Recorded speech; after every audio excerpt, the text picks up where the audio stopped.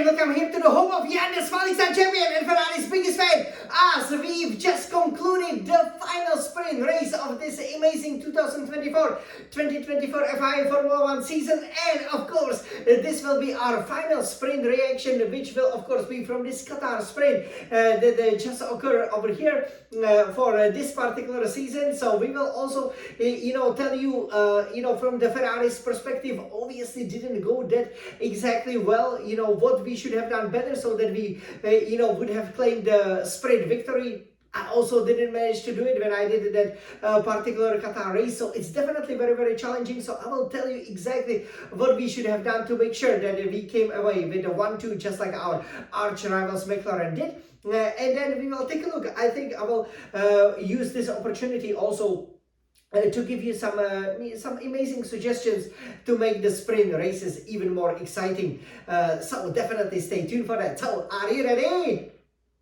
Of course you are. So over here we will take a look at our race reaction, and then we will take a look at the F1 sprint classification in this beautiful Scuderia Red Ferrari Red Retina iMag, and then we will take a look at what it means for the Drivers' Championship, for the Constructors' Championship, as now we only have the 2 Grand Prix left. Obviously 52 points up for grabs in the Drivers' Championship, but in the Constructors' Championship, as that obviously can up to double, that will be 88 points. So definitely everything to play for, but we gotta make sure that we do challenge the McLarens and that we don't fall 44 or more points behind. So over here, I'll see you guys to know.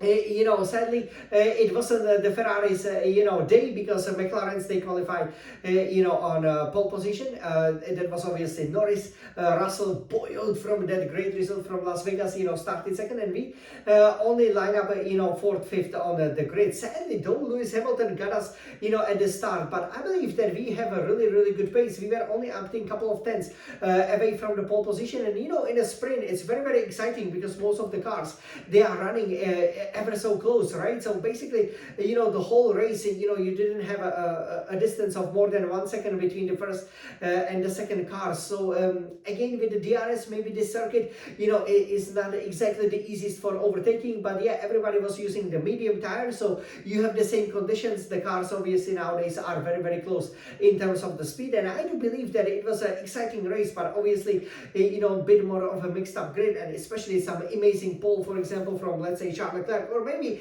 next year from our new Ferrari driver Lewis Hamilton.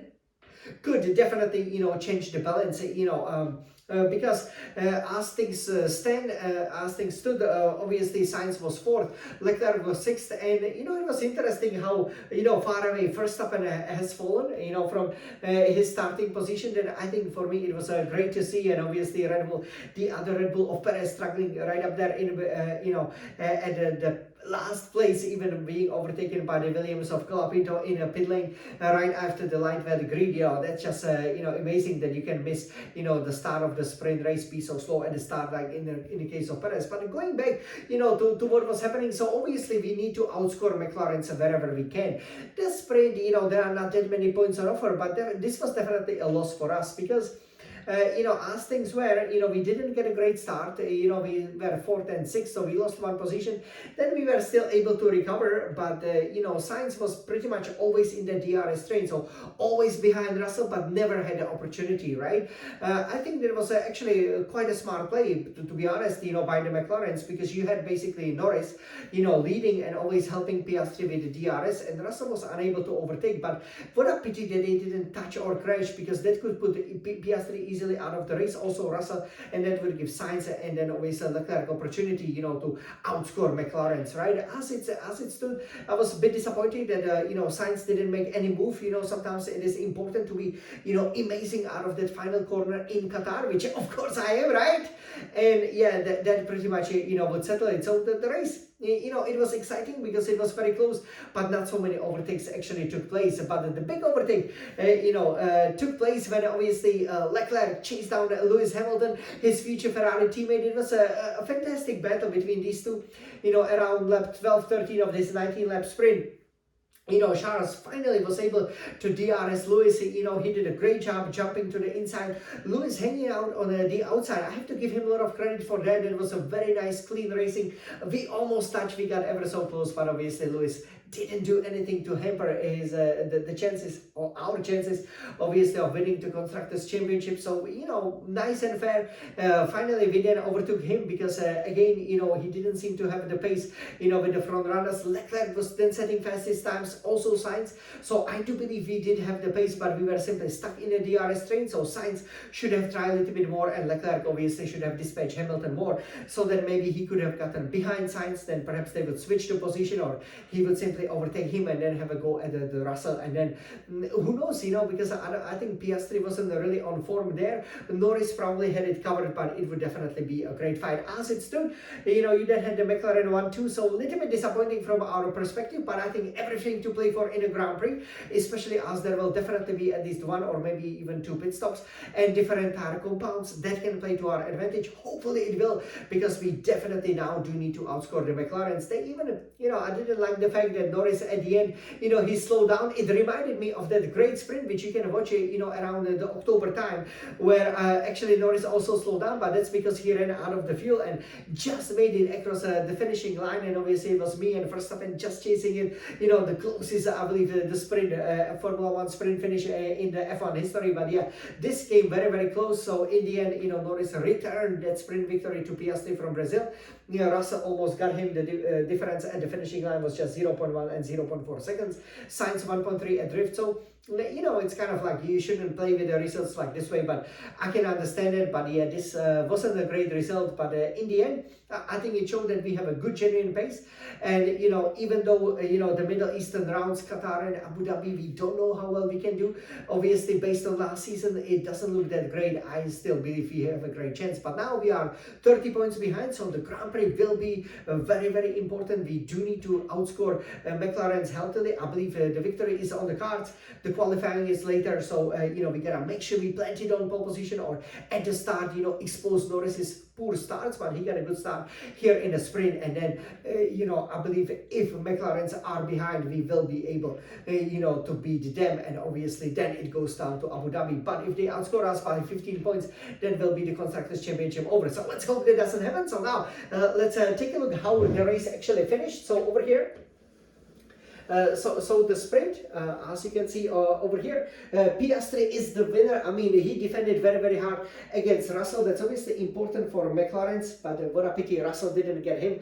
And then maybe Norris, so Norris gave him the win. Then you have Russell, Sainz very, very close. Even Leclerc just 5 seconds behind, and Hamilton then used the DRS to still keep up with Leclerc, 5.6. Look at Hülkenberg, the 7th. He's really pushing Haas to that 6th position in the Constructors' Championship, and Verstappen was unable to do anything about him, and he always stayed about 1.5 seconds behind. So the final classified sprint finisher, obviously being the newly crowned champion, and that's just great for us to see. And then you have Gasly and Magnussen. So now here let's take a look at the driver standings. So driver standings were not shown as part of that video, but you can see that you have Verstappen leading with 404 points. He didn't do much there. Norris much stronger, 347 points. And now that the title fight pressure is off, it's all about the second place. Charles Leclerc, 323 points. He's 21 points behind. Who knows? Norris is DNF. In one of the final 2 races could hand Leclerc his, I believe, second place, in the Formula 1 Championship. Piastri 276, Sainz 264. Fight for the 4th place. So let's hope that Sainz can still overtake Piastri. And then obviously we have Russell, who is rejuvenated with 223 points. Then you have Hamilton 211, Sergio Perez 152, probably heading for the F1 exit. And then we have Alonso with 62 and Hülkenberg 37. Great results by him. Here we have the constructors standing. Hopefully you can see it nicely. So all important 623 McLaren Mercedes. We have 593 points. It's 30 points in it. Everything to play for, but we gotta do well in that Grand Prix. The Red Bull Racing, then 556, they pretty much are of it now. Mercedes 434 and Aston Martin 86. And it's actually quite interesting now, because you have Haas 52, Alpine 49, the Red Bull's junior team 46, all to play for 6, 7, 8 place in the championship. Williams will be 9 with 17, and King Sauber obviously dead last with 0 points. Okay, so over here, this is how the race finished. Obviously over there, again, the Qatar proved to be really, really fast. I have to say, the drivers there really on it. They go super fast. During the race. So I was pretty much impressed by that. But again, we gotta make sure that we are even faster. So hopefully we can plant it on pole position, or at least put it on that second row, and then again we have to get them at the start. And I do believe we have the race pace to challenge McLaren's.